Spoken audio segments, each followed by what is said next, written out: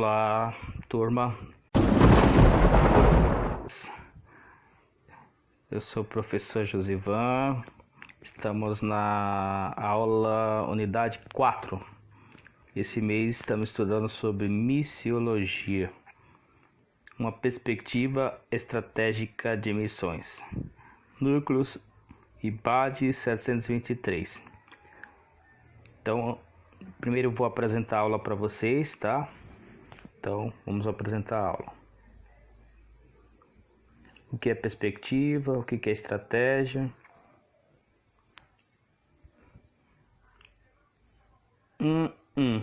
As religiões predominantes, as 3 maiores religiões do mundo. 2, as religiões que mais crescem. Aqui está um gráfico, tá, que eu criei das principais religiões do mundo. O quadro religioso do mundo, estatísticas e tabelas. 1.3, o renascimento das religiões não cristãs. 1.4, o crescimento da população. 1.5, onde vivem os cristãos evangélicos. 1.6, porcentagem dos cristãos evangélicos. 1.7, os países que mais enviam missionário, tá? A unidade 4 e a primeira lição. Então vamos começar essa aula aí. Tudo bem? Então, uma perspectiva. O que é perspectiva? Perspectiva, leia comigo. É uma palavra de múltiplos significados, podendo estar relacionada com o modo como se analisa determinada situação, o objeto ou o ponto de vista sobre uma situação. Um ponto de vista. Então, perspectiva é um ponto de vista de uma situação. Enquanto se trata uma perspectiva, um ponto de vista de missão, é um ponto de vista até onde a igreja consegue enxergar, até onde nós conseguimos enxergar. Um ponto de vista, perspectiva estratégica. O que é estratégica? Vamos ver, estratégia no dicionário Aurélio. Arte militar de planejar e executar movimentos e operações de tropas, navios ou aviões, visando alcançar ou manter posições relativas e potenciais bélicos favoráveis a futuras ações táticas sobre determinados objetivos. Então, o nome estratégia é uma palavrinha que era muito utilizado no mundo militar, como se organizava, planejava atacar o inimigo, né? Arte militar de escolher o quando e como que travar um combate ou em uma batalha. 3. Arte de aplicar os meios disponíveis com vista à consecução de objetivos específicos. Arte de explorar condições favoráveis com o fim de alcançar objetivos específicos. Então, o que é estratégia? É um planejamento para executar movimentos e operações de tropas. A arte de aplicar meios disponíveis para alcançar objetivos específicos. Então, quando eu falo uma perspectiva, que é um ponto de vista estratégico de guerra, estratégico quer dizer a arte de planejar o objetivo, alcançar de uma tropa, né? Quais os objetivos, quais os meios, quais as melhores formas. Então, quando eu falo uma perspectiva estratégica de missões, eu estou falando uma visão de guerra para alcançar as missões. E o que é missões? É implantar o reino de Deus nesse mundo, onde há 2 reinos, onde há 3 reinos, o reino dos homens e o reino das trevas. O reino de Deus é o 3º reino.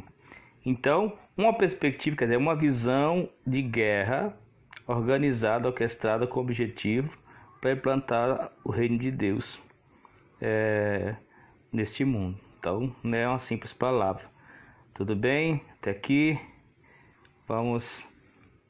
Uma perspectiva, uma visão, melhor dizendo, de guerra para implantar o reino de Deus.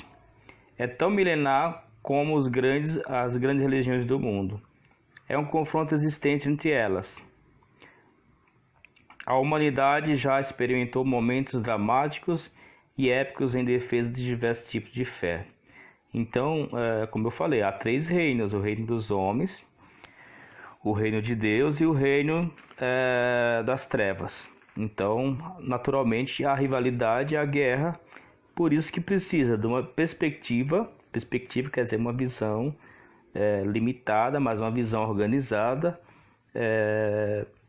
com uma estratégia de guerra para atingir os objetivos, guerra espiritual, claro, para atingir as missões, estratégia de missões do implantamento do reino de Deus. Então, há de se implantar essa perspectiva estratégica de missões. Tudo bem, pessoal? Por isso que não aqui cabe plaquinha de igreja, plaquinha de ministério. Esquece isso, tá? O que está em jogo é o reino de Deus, tá? Então, tem muitos ministérios aí limitados na sua perspectiva. A sua perspectiva, seu ponto de vista de visão, não é uma estratégia de guerra, de militar, né? Para o reino de Deus. É uma estratégia, muitos ministérios, só para a sua igreja, para o seu eu, para o seu nome. Isso não é uma perspectiva sadia. Tudo bem? O quadro religioso do mundo, estatísticas e tabelas. Muitos podem equivocadamente imaginar que já se pregou o evangelho o bastante ao redor do mundo. Pode chegar a essa errônea conclusão, tendo por base, por exemplo, a proliferação do uso dos meios de comunicação de massa no evangelismo mundial. 1. As religiões predominantes. As 3 maiores religiões do mundo são cristianismo, islamismo e hinduísmo. As religiões que mais crescem. O mundo não é estático, quer dizer, não parado. Grandes mudanças acontecem, às vezes repetidamente. Por exemplo, a religião predominante no Canadá é o islamismo. O número dos não religiosos é o que mais cresce no Brasil. Olha só, o grupo dos não religiosos é o que mais cresce no Brasil. O cristianismo é a religião que mais cresce na Líbia e China. Olha que interessante. Já na Bolívia, Paraguai e Chile, o islamismo é o que mais cresce. Está bem perto de nós aqui, Bolívia, Paraguai e Chile. Tá vendo que coisa interessante? E aqui, pessoal, principais religiões do mundo. Aqui tem esse gráfico, tá? Para você estar dando uma olhadinha. O que está de azul aqui é os 100 religiões e é um fenômeno que está crescendo muito no Brasil. Evangélicos são 11%, católicos, ortodoxos e outros 22%, juntando tudo dá 33%, tá?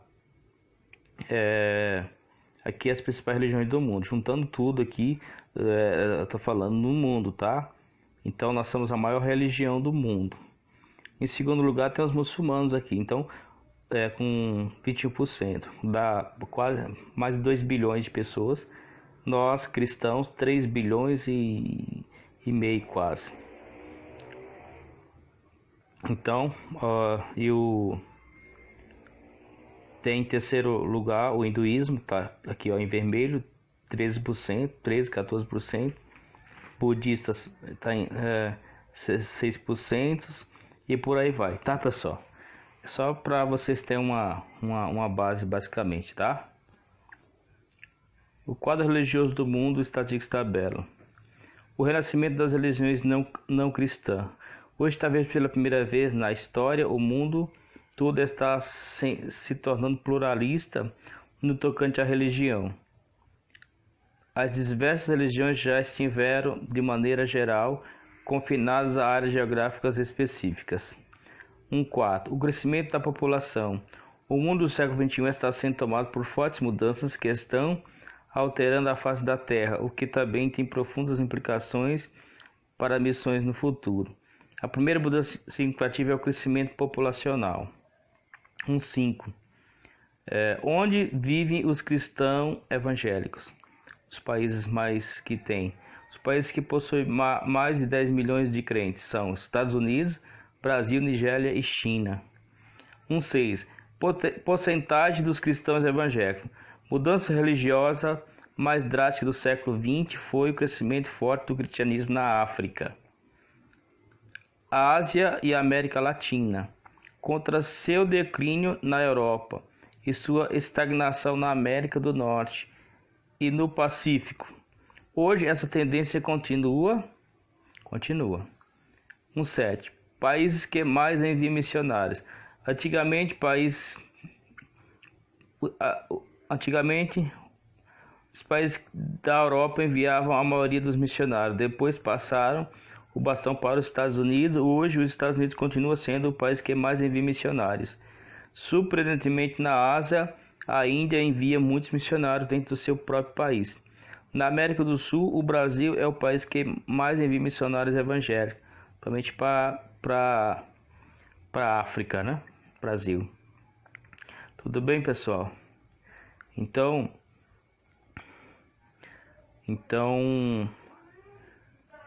vocês reflitam aí, tá? Esse capítulo 1 e vamos continuar. Mas eu gostaria de passar um vídeo para vocês.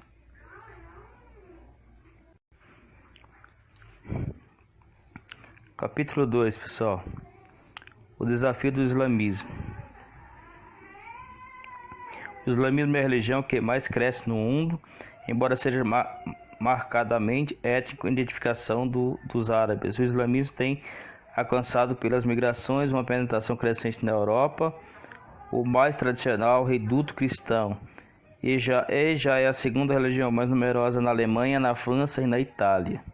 Olha, depois eu vou passar um vídeo para vocês sobre o desafio do islamismo. O islamismo é uma religião monoteísta baseada nos ensinamentos de Maomé, 570 a 632 d.C., chamado profeta, contido no livro sagrado islâmico, o Alcorão. 2.2. O fundamento islâmico. O fundamento islâmico não só é contra a liberdade de fé, como é a favor da teocracia, do Estado religioso. A construção de qualquer templo que não seja uma mesquita é rigorosamente proibida nos países islâmicos. 2.3. Países muçulmanos. O Islã se expande rapidamente em muitos países. O panorama religioso está mudando rapidamente. Antes da Segunda Guerra Mundial, havia poucos muçulmanos na Europa Ocidental. Hoje, a França possui estimadamente 2.700.000. Essa estatística está meio complicada. A Alemanha, olha o tamanho aqui, né? E o Reino Unido, das proporções grandes aqui, gigantescas. 2.3.1. Principais povos muçulmanos não alcançados. 2.3.2. Lista dos países onde mais de 50% da população são muçulmanos. A expansão do Islã. Os muçulmanos estão frequentemente relembrando os cristãos das cruzadas, acusando a igreja de levantar armas contra o islamismo, quase como se o esforço para recuperar a Terra Santa tivesse acontecido ontem. Tá, pessoal? Aqui na Idade Média houve as cruzadas, tá? A primeira delas, os cristãos conseguiram entrar em Jerusalém e fizeram um extermínio terrível lá contra os muçulmanos. Até hoje isso é muito lembrado pelos muçulmanos. 2.4.1. A distribuição de muçulmanos. 2.4.2. Concentração de muçulmanos e cristãos africanos. 2.4.3. Distribuição de muçulmanos sunitas e xiitas. 2.4.4. Índia, terceira maior população muçulmana do país. Então tudo isso aí é preciso ler no livro de vocês, tá, pessoal? Não dá para me abordar tópico por tópico, que é muito longínquo isso aqui. A propagação do evangelho aos muçulmanos. Atualmente, em qualquer tentativa de evangelizar os muçulmanos, não podemos ter permissão para cometer alguns erros, como não levamos em conta fatores culturais, linguísticos, étnicos e sociológicos que permeiam cada povo. Também não podemos ter preconceitos antigos e errados contra o mundo muçulmano. 2.5.1. O uso do Alcorão.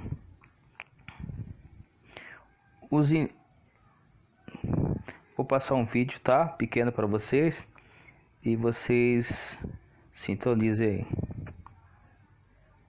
O islamismo. O Maomé, que é o profeta do islamismo, nasceu na cidade de Meca no ano 570. E na sua adolescência e mocidade, ele teve contato com o cristianismo católico, e que já era desfigurado no início da Idade Média, porque ele ficou com a impressão de que os cristãos acreditavam que Maria era Deus ou que Maria fazia parte da divindade. Então, muita da reação inicial de Maomé contra o cristianismo é porque ele se deparou, o tipo de cristianismo que ele conheceu era aquele cristianismo já deformado do início da Idade Média. Aproximadamente com 25 anos de idade, ele diz ter recebido uma visita do anjo Gabriel, enquanto meditava numa caverna. E o anjo Gabriel apareceu a ele e disse para ele: recita, recita, recita. E ele não sabia recitar o quê, né? O que é isso, né? Recita, recita. E ele sai, ele foge da caverna, espantado e sem saber o que aquilo queria dizer. E ninguém sabe ao certo, mas num período entre 6 meses e 3 anos ele não recebeu mais nenhuma revelação. Mas aí elas começaram a voltar, ou com a aparição do anjo Gabriel, ou então com visões que ele tinha, impressões fortes que o atacavam a qualquer momento do dia, né? Ele começava a suar, ficava vermelho e com tremores, e então aquelas ideias vinham para ele, que ele entendia então eram revelações que ele estava recebendo de Deus, que foi nomeado como Alá. Essas visitas do anjo Gabriel e estas revelações continuaram por cerca de 23 anos, até que ele morreu.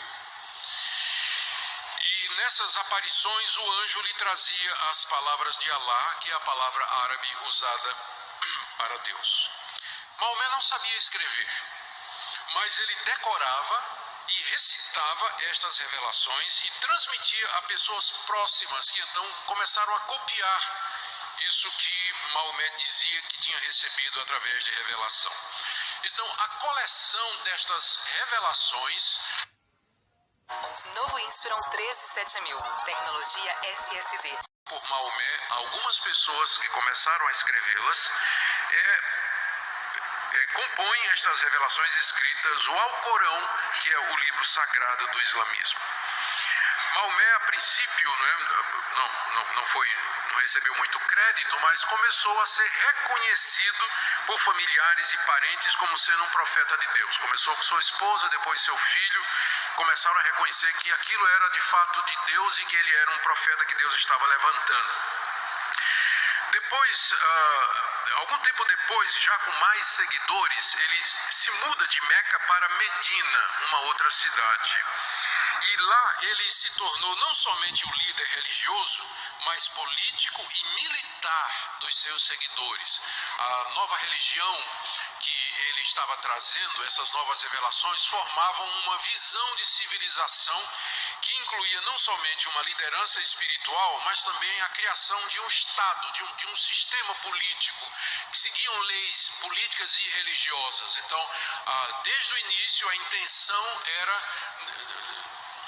era criar algo político, uma nação, né, islâmica, por assim dizer, que fosse guiada e orientada por estas revelações que estavam registradas no Corão. E aí, naturalmente, à medida que o movimento em torno da figura de Maomé ia crescendo, começou a haver resistência, inclusive lá em Medina. E começaram algumas guerras sangrentas entre Maomé e seus seguidores. Você ainda hoje pode ir lá num desses centros de peregrinação, eu não sei se está em Meca ou Medina, mas a espada de Maomé está lá. Ele liderava o seu povo nestas guerras e, pelo que nós lemos, ele liderou o seu povo em mais de 20 guerras sangrentas para conquistar e derrotar os inimigos da nova fé e para ampliar o território islâmico. Ele era um guerreiro nesse sentido. Tem um registro aqui que na batalha de Uhud ele matou Ubay ben Khalaf com suas próprias mãos e enviou à guerra mais de 40 expedições de guerreiros.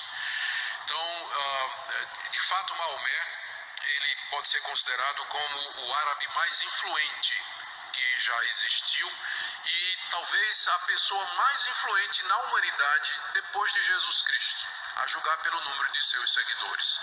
Era uma pessoa que foi reconhecida, que foi seguida, que foi temida e que consolidou a sua religião num império que avançou, conquistou terras, impôs a lei que ele diz ter recebido da parte de Deus. Ele morreu com 62 anos de idade em 632. A partir da morte dele, começaram as disputas da sucessão. Quem seria o sucessor de Maomé? E o sucessor de Maomé é chamado califa, não é? Quem seria o legítimo califa? E as brigas começaram, os sogros de Maomé, porque ele era casado com várias mulheres, os sogros começaram a disputar, tio também, gente mais próxima, e guerras sangrentas aconteceram. Se não me engano, dos primeiros califas, 2 ou 3 morreram assassinados exatamente pela briga pelo poder para quem haveria de seguir Maomé. O islamismo, então, de qualquer forma, se propagou amplamente e maiormente pela conquista militar das terras da Ásia, África e no Oriente. Em meados da Idade Média, o islamismo havia avançado muito mais em termos de território do que o cristianismo nos primeiros séculos da era cristã.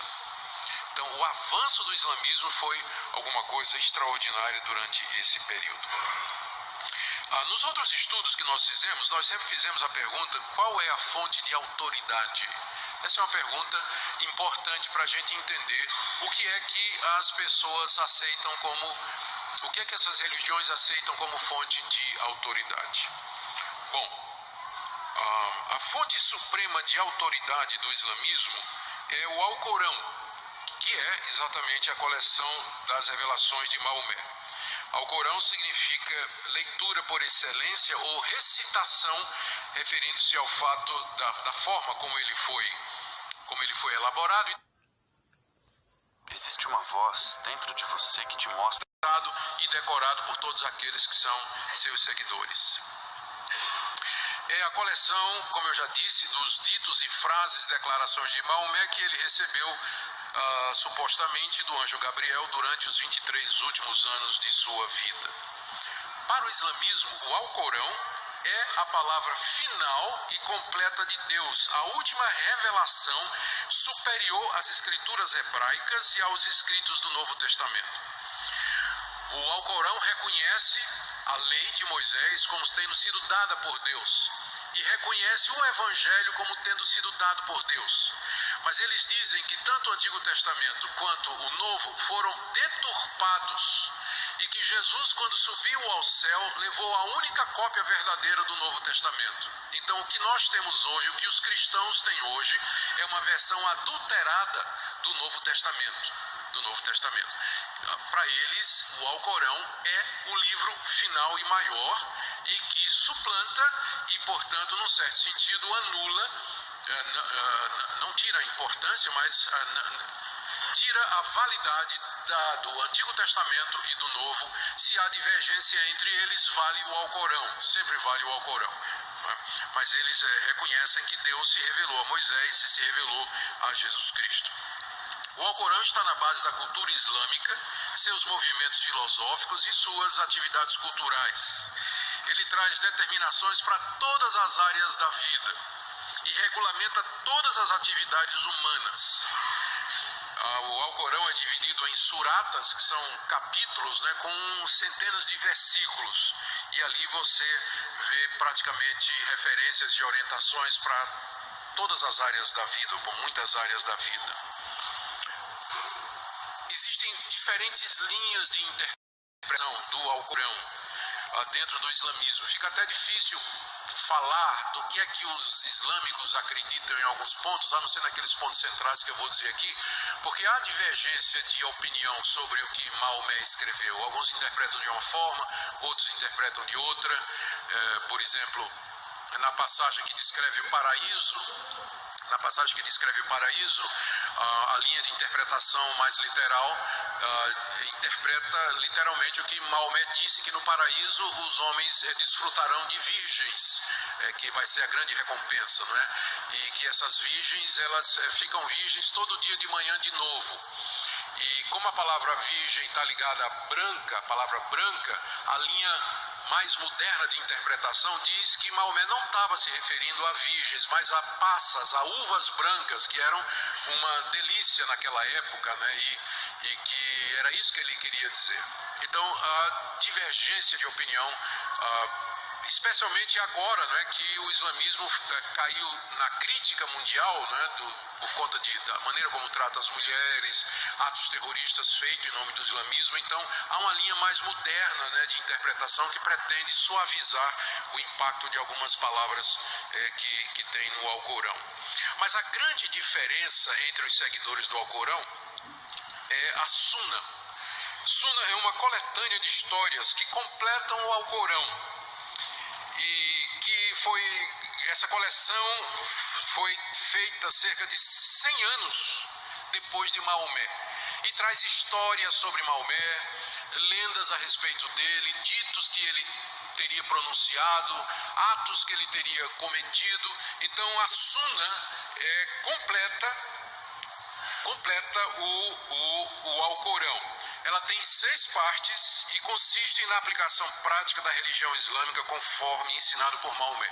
Só que a Sunna não é aceita por todos os islâmicos, é aceita pela maioria, daí o nome sunitas, que é a grande facção dos islâmicos. 90% deles, né, são chamados de sunitas. Os outros 10 a 15% são os xiitas, que não aceitam a Sunna e seguem só o Alcorão. Mas a grande parte aceita também a Sunna. O que é o que detém ainda?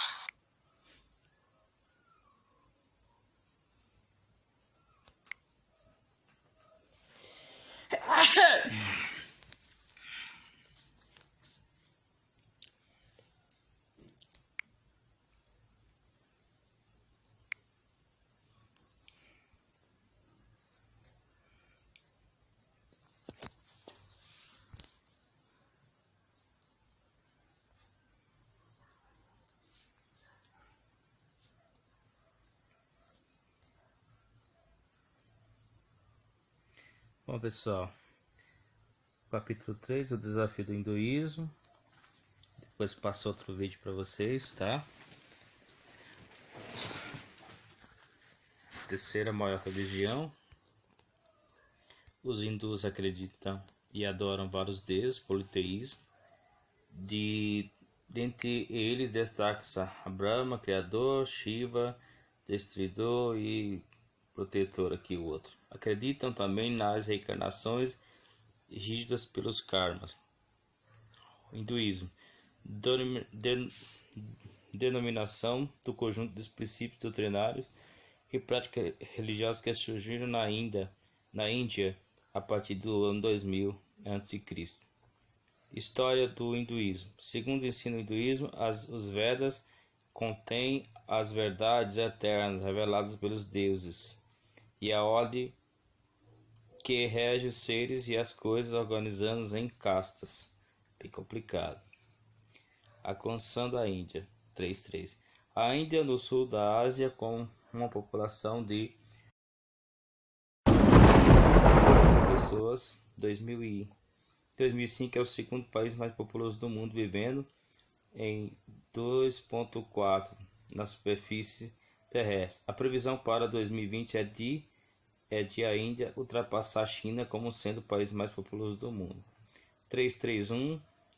Índia é um país hinduísta. 332. Os territórios na Índia. 3.4. Línguas e dialetos na Índia. Há 1.652 línguas e dialetos falados na Índia. As 15 línguas mais faladas são reconhecidas pelo governo como línguas nacionais, além do hindi e o inglês, língua legal. 3.5. As religiões na Índia. O país foi o berço de algumas religiões mundiais: hinduísmo, budismo, jainismo e sikhismo. País com maior número de adeptos. Ainda A ilha de Mauritius é o Nepal, assim como a ilha da Indonésia, tem como religião predominante o hinduísmo. 3.7. Testemunho de Cristo aos hindus.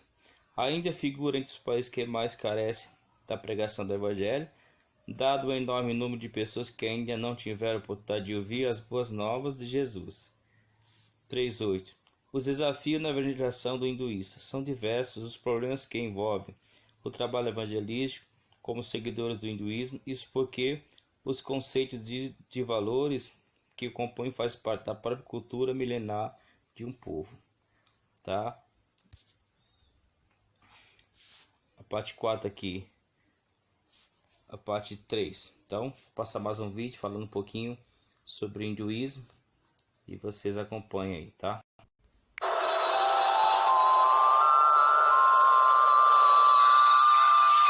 Fácil definir o hinduísmo.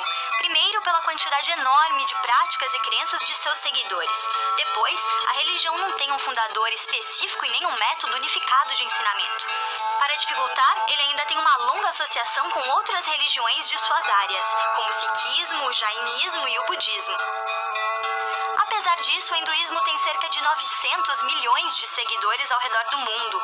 A maior concentração está no Nepal e na Índia, onde 80% da população se diz hindu. Suas escrituras mais antigas, os textos védicos, pregam a existência de um Deus Supremo que se manifesta através de divindades que se chamam Brahma, Shiva, Lakshmi e Vishnu. Ainda segundo os textos, o homem vive um ciclo de nascimento, morte e reencarnação conduzido pelo karma, no qual todos os atos produzem resultados que serão sentidos nessa vida ou na reencarnação, concedida apenas àqueles que viveram como bons hindus. Ao longo do ano, eles têm que respeitar 14 dias sagrados. A principal festa é o Diwali, que quer dizer Festival das Luzes. A maioria das casas dos hindus tem um altarzinho para as famílias fazerem suas preces, chamadas de mantras, e onde são oferecidas flores, frutas, água e incenso aos deuses e deusas. Os atos religiosos também são praticados em templos, com outros membros da comunidade hindu.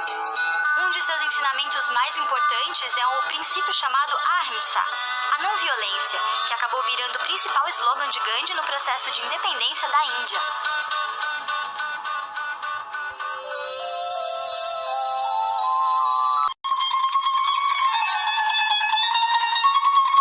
Missões na Índia.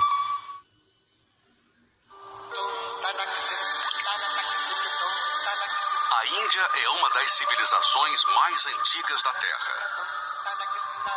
Sua população é a segunda maior do mundo. São mais de 1 bilhão de pessoas no espaço geográfico menor que a região norte do Brasil. O milenar país de Madre Teresa e Gandhi continua surpreendente.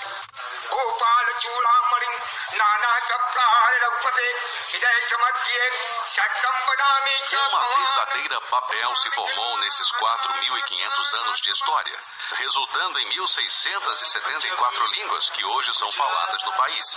O hindi e o inglês são as principais.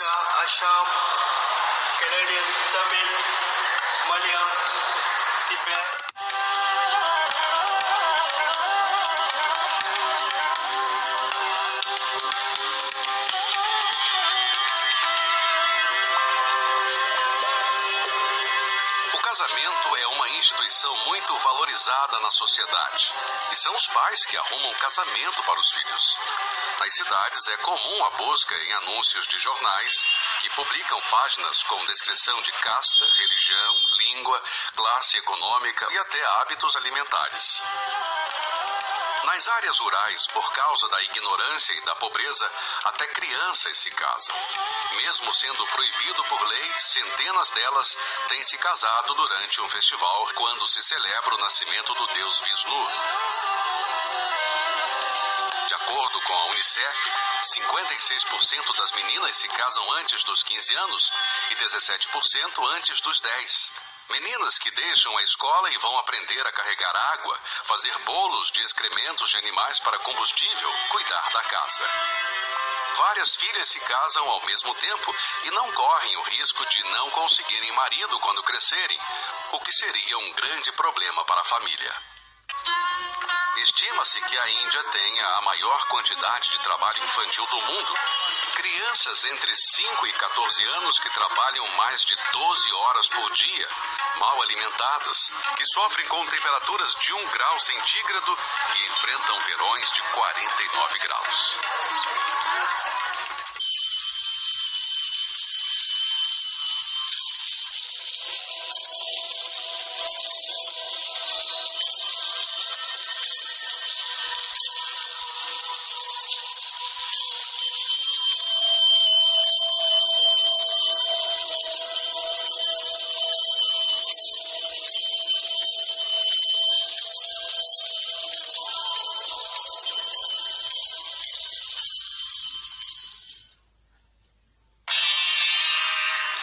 A Índia é um país extremamente religioso.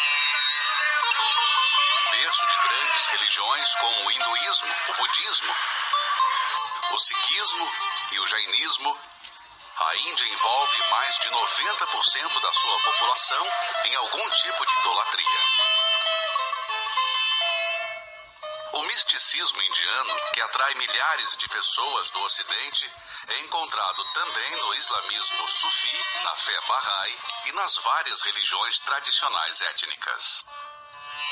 Nesse imenso caldeirão de religiões, o hinduísmo e o islamismo se destacam pelo grande número de seguidores que superlotam templos e mesquitas espalhados por toda a Índia. Em que creem os hindus? Como vivem no seu dia a dia a sua fé? Como se relacionam com seus deuses? Veja como vive a maioria dos indianos e compreenda por que é tão urgente anunciar-lhes o Evangelho de Cristo.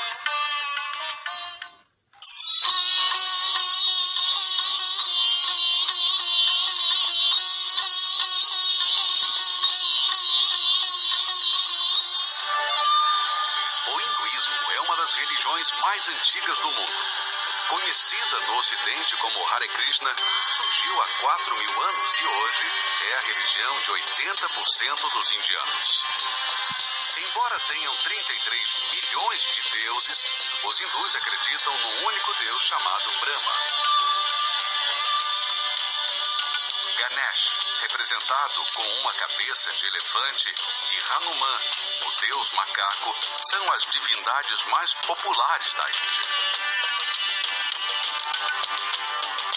O hinduísmo não tem fundador nem código de fé. Inclui uma variedade de cultos, deuses e seitas. Seus livros sagrados, os Vedas, escritos 1.500 anos antes de Cristo, contêm mais de 1.000 hinos, rituais, orações e ensinamentos espirituais e filosóficos.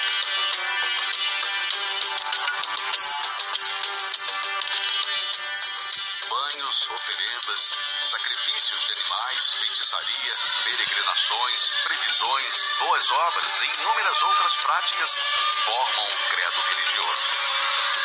A principal crença dos hindus é a transmigração da alma, que pode passar de um corpo para outro até se libertar do ciclo de nascimento, morte e renascimento.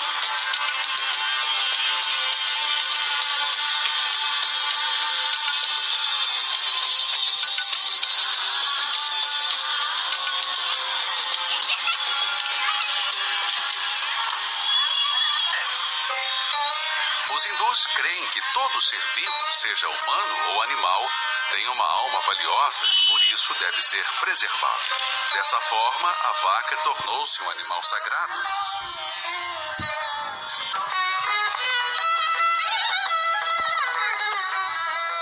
É bom, aqui eles estão adorando a vaca, que você pode atropelar a gente, mas não atropela a vaca.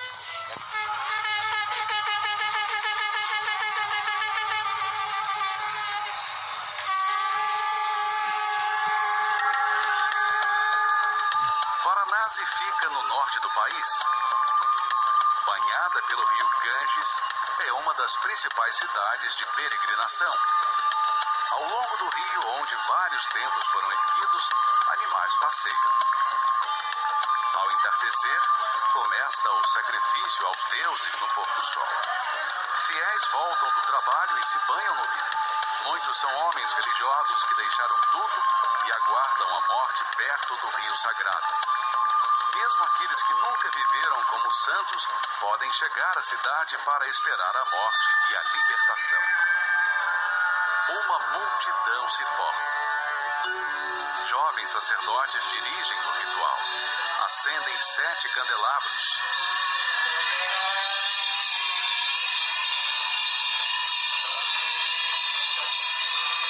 O incenso em 88, o pastor Fernandes viajou à Índia para um período de pesquisa das necessidades espirituais dos povos e assim elaborou um plano de evangelização. Em 1992, voltou ao país com sua família e em 1994 iniciou o trabalho de plantação de igrejas com os obreiros da terra, na região norte, onde havia uma igreja para cada 20 mil vilas.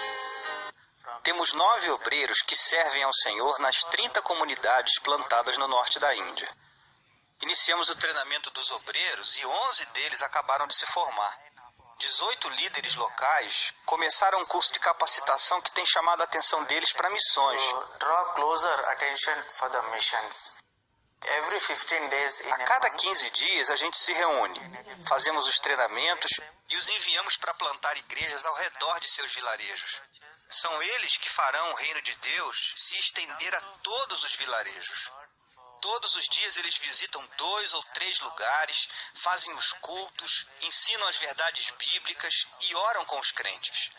A cada ano, de 50 a 60 pessoas têm aceitado se batizar. Aqui não é fácil um crente se batizar, pois a pessoa tem que esperar até que toda a sua família se converta. Se o marido se converte, temos que esperar que a esposa se converta também, pois se batizarmos só o marido, a esposa será uma pedra de tropeço. Onde eles estão são regiões difíceis. Geralmente não tem energia, não tem água encanada, às vezes não tem hospital, não tem médico, em alguns lugares não tem escola. Então, se esses jovens pastores não estiverem dispostos a proclamar o reino de Deus em regiões assim, eles não têm um perfil adequado para o trabalho. Os obreiros fazem todo o trajeto de bicicleta, percorrem 15 quilômetros para ir, 15 quilômetros para voltar. São 30 quilômetros por dia. Isso dá 210 por semana. No espaço de um ano, eles terão percorrido milhares de quilômetros. Bom, pessoal, o desafio do budismo.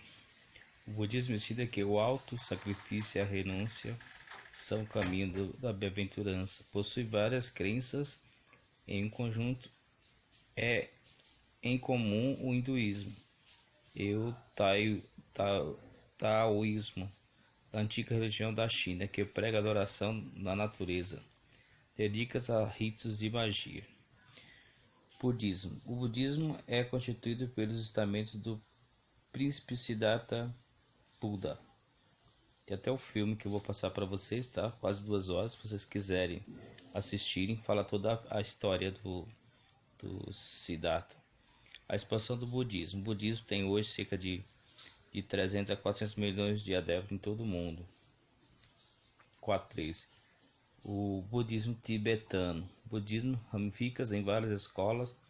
A mais conhecida no ocidente é a do budismo tibetano, que surgiu no século VII d.C., da fusão das tradições budistas e hinduístas com o antigo xamanismo asiático. 4.4. O Zen budismo, inaugurado na China pelo monge do século XVI. O Zen não é uma religião independente, mas antes um estilo de espiritualidade que se desenvolveu nos quadros do budismo. 4.5. O Zen budismo no Brasil. O budismo chegou ao Brasil na década de 30, trazido pelos primeiros imigrantes chineses, japoneses e coreanos. 4.6. Budismo na Tailândia. 4.7. A evangelização dos budistas. Uma das maiores dificuldades encontradas hoje no campo missionário é o confronto com as outras religiões milenares. Como convencer um seguidor do budismo uma religião milenar de que só Jesus é o verdadeiro caminho para a salvação. Então, tá o desafio, tá? Na próxima etapa, outro vídeo para vocês.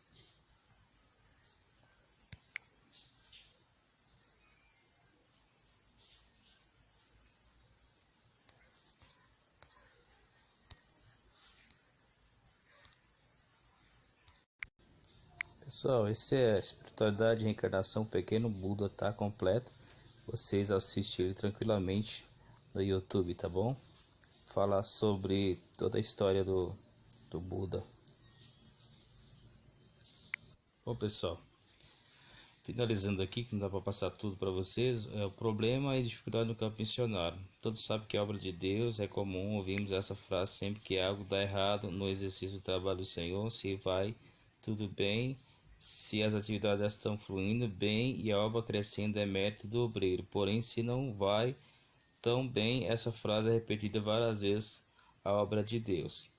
Fatores de dificuldade para o trabalho missionário. De um modo geral, os problemas que surgem no campo missionário são oriundos de elementos antropológicos e sociológicos que marcam a formação e a subsistência do povo.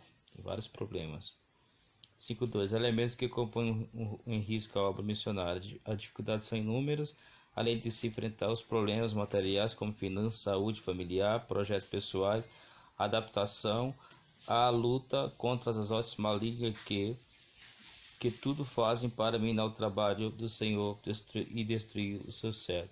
Os problemas: financeiro, familiar, saúde, adaptação, isolamento, falta de treinamento, não reconhecimento, falta de experiência. São vários os problemas. E aqui, tá? A gente encerra esse livro e essa quinta lição, quinto capítulo, tá? Espero que vocês tenham estudado o livro e iremos mandar fazer a prova breve. Tchau, tchau. Até mais.